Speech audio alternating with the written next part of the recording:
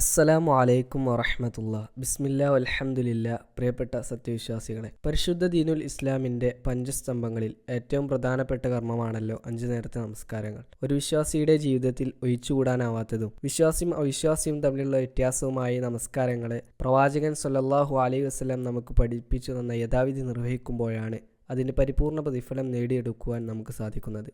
അത്തരത്തിൽ നാം നമസ്കരിക്കുമ്പോൾ വളരെയധികം ശ്രദ്ധിക്കേണ്ടതും പല ആളുകളും അശ്രദ്ധ കാണിക്കുന്നതുമായ ഒരു സന്ദർഭമാണ് നമസ്കാരത്തിലെ സുഫിൻ്റെ പൂർത്തീകരണം എന്നുള്ളത്. പ്രവാചകൻ സ്വല്ലല്ലാഹു അലൈഹി വസല്ലം അവിടുന്ന് ജമാഅത്തായി നമസ്കരിക്കുമ്പോഴൊക്കെ തൻ്റെ സ്വഹാബത്തിനോട് കൽപ്പിക്കുകയും വളരെ കർശനമായ രീതിയിലും ഭാഷയിലും അവരെ പഠിപ്പിക്കുകയും ചെയ്തിരുന്ന ഒരു വിഷയമായിരുന്നു നമസ്കാരത്തിൻ്റെ സുഫിൻ്റെ പൂർത്തീകരണം എന്നുള്ളത്. പ്രവാചകൻ സ്വല്ലല്ലാഹു അലൈഹി വസല്ലം പറയുമായിരുന്നു, സവ്വു സുഫൂഫക്കും ഫഇന്ന തസ്വിയത സ്വഫി മിൻ തമാമി സ്വലാ. നിങ്ങൾ സൊഫുകൾ പൂർത്തീകരിക്കുക, കാരണം സൊഫിൻ്റെ പൂർത്തീകരണം എന്നുള്ളത് നമസ്കാരത്തിൻ്റെ തന്നെ പൂർത്തീകരണത്തിൽപ്പെട്ടതാണ്.